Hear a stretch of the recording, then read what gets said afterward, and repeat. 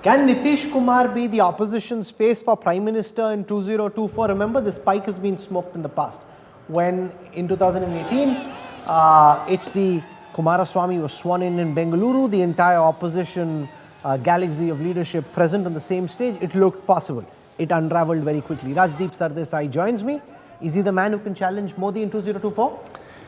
You know, in Indian politics, you hesitate to predict what lies in the future. But as you very rightly put it, there was a similar feeling in the opposition ranks in 2018 when you saw this galaxy of opposition leaders gather when the Karnataka government was formed in June of 2018.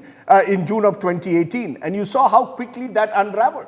Within less than a year. All those worthies on the stage right now. Sitaram Yechury, Sharad Pawar, Mayawati, Akhilesh. And it unraveled, Rahul, very, very quickly. And in fact, in Karnataka itself, the BJP did spectacularly. We also saw what happened in Uttar Pradesh in 2019 general elections when Mayawati and Akhilesh Yadav tied up together. Much like now the Yadavs are tying up with Nitish Kumar. Then too the belief was the arithmetic, the sheer arithmetic of this alliance would best the BJP. Politics is not just about arithmetic. Politics is about chemistry as well. Politics is about having a strong narrative, and politics is about credibility. And on all these factors today, Rahul, my belief is the opposition is struggling. So while the likes of Nitish Kumar may be holding on to their regional turf, can they be a challenger for Mr. Modi in 2024? I rather doubt it. In 2013, Rahul, Nitish could have at least emerged as a potential challenger because he had, dare one argue, at least a reason to take on Mr. Modi. He had consistently opposed Mr. Modi and his politics, accused Mr. Modi of practicing communal politics. So he had a pitch at least that he could position himself with. In 2024, if he is to be projected as an opposition challenger, what pitch does he go to the people with as someone who has shifted from targeting Lalu Prasad Yadav and Jangal Raj to aligning with him on more than one occasion, to targeting Mr. Modi for being allegedly communal, to once again reaching out to him in 2017. You know, I just don't see what is the pitch that Nitish Kumar can have today, Rahul, to be seen as a potential challenger of 2024. So I see a limited objective at the moment of simply survival in the face of this hegemonical BJP that is moving like an Ashwamedh Yagna from one state to the other. So these are regional parties trying to protect their own turf. That's the limited objective that I see for now, not really a national challenge or a challenger to Prime Minister Modi and the BJP. I asked a top BJP leader whether the BJP alone could take on the JDU and the RJD. He said that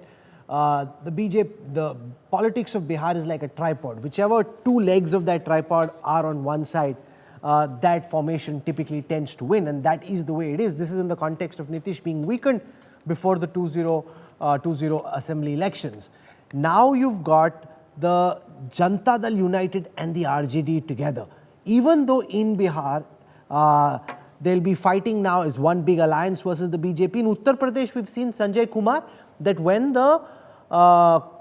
you had the SP and the BSP together versus the BJP came up on top.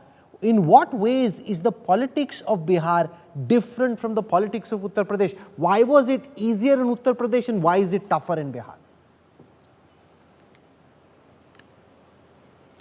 Rahul, you mentioned about 2019. Yes, we all remember in 2019 Lok Sabha election, SP and BSP came together, and we witnessed the kind of results which came out from UP. But remember, BJP has already come to power in UP, the state assembly, in 2017 assembly elections. So BJP has already expanded its support base in UP. Remember, that was the time BJP got almost 40% vote on its own. That's not the situation in in Bihar. In Bihar, BJP, even though now at the moment BJP is number 2 party, they have a higher vote share compared to JDU. If we look at the per seat contested vote share, BJP got almost 56% votes in the 2019 Lok Sabha election. But the BJP of Bihar is not the kind of BJP we have seen in UP. As I said, BJP has already expanded its support base prior to 2019 election. That doesn't seem to have happened in Bihar. So 2024 Lok Sabha elections, if BJP goes alone and JDU and RJD forms an alliance, I don't think the UP of 2019 will be repeated in Bihar 2024.